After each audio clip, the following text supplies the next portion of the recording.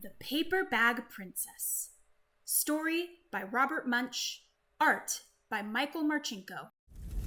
Elizabeth was a beautiful princess. She lived in a castle and had expensive princess clothes. She was going to marry a prince named Ronald. Unfortunately, a dragon smashed her castle, burned all her clothes with his fiery breath, and carried off Prince Ronald. Elizabeth decided to chase the dragon and get Ronald back. She looked everywhere for something to wear, but the only thing she could find that was not burnt was a paper bag. So she put on the paper bag and followed the dragon. He was easy to follow because he left a trail of burnt forests and horses' bones. Finally, Elizabeth came to a cave with a large door that had a huge knocker on it. She took hold of the knocker and banged on the door. The dragon stuck his nose out of the door and said, "Well, a princess! I love to eat princesses, but I have already eaten a whole castle today. I am a very busy dragon. Come back tomorrow." He slammed the door so fast that Elizabeth almost got her nose caught. Elizabeth grabbed the knocker and banged on the door again. The dragon stuck his nose out of the door and said, "Go away! I love to eat princesses, but I have already eaten a whole castle today. I am a very busy dragon. Come back tomorrow." "Wait!" shouted Elizabeth. "Is it true that you are the smartest and fiercest dragon in the whole world?" "Yes," said the dragon. "Is it true," said Elizabeth, "that you can burn up 10 forests with your fiery breath?" "Oh, yes," said the dragon, and he took a huge, deep breath and breathed out so much fire that he burned up 50 forests. "Fantastic," said Elizabeth, and the dragon took another huge breath and breathed out so much fire that he burned up 100 forests. "Magnificent," said Elizabeth, and the dragon took another huge breath, but this time nothing came out. The dragon didn't even have enough fire left to cook a meatball.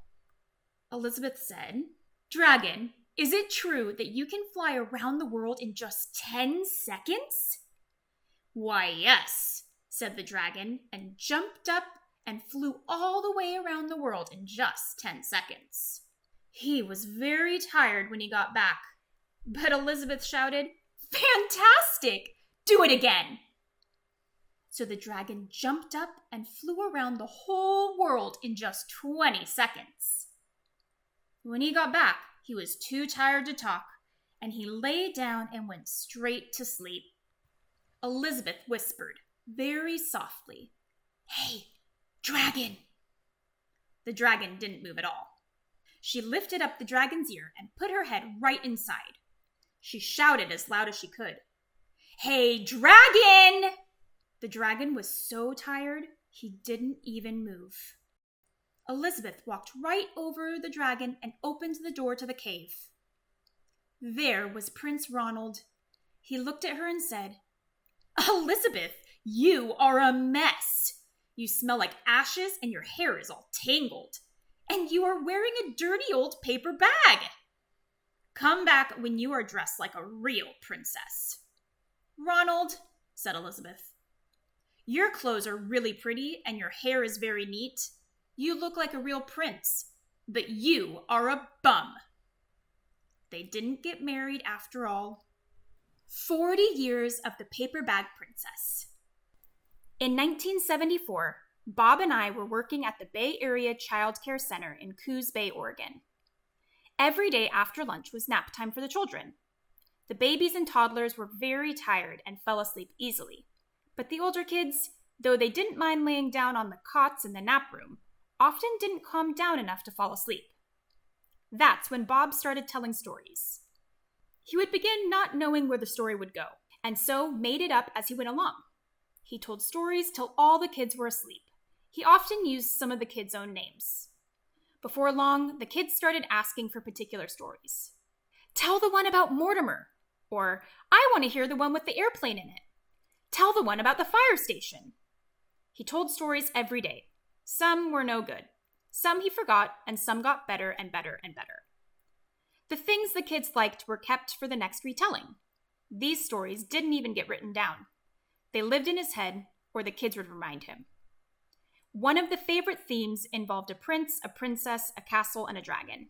He told lots and lots of those. One day, he was telling me about these stories, and it struck me that many of the kids in the center were from single-parent homes and had mothers who were doing something really heroic and hard. But in the stories, the hero was always the prince. Wait a minute. In your stories, the prince always rescues the princess. Why don't you do something different, like having the princess rescue the prince? Bob said, "Oh!" And the next day at nap time, the paper bag princess was born.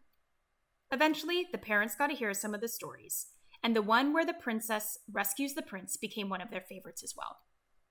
Later at the University of Gulf preschool, Bob told that story and used the name of a little girl named Elizabeth.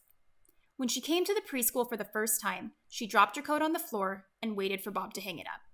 He thought, wow, this kid really thinks she is a princess.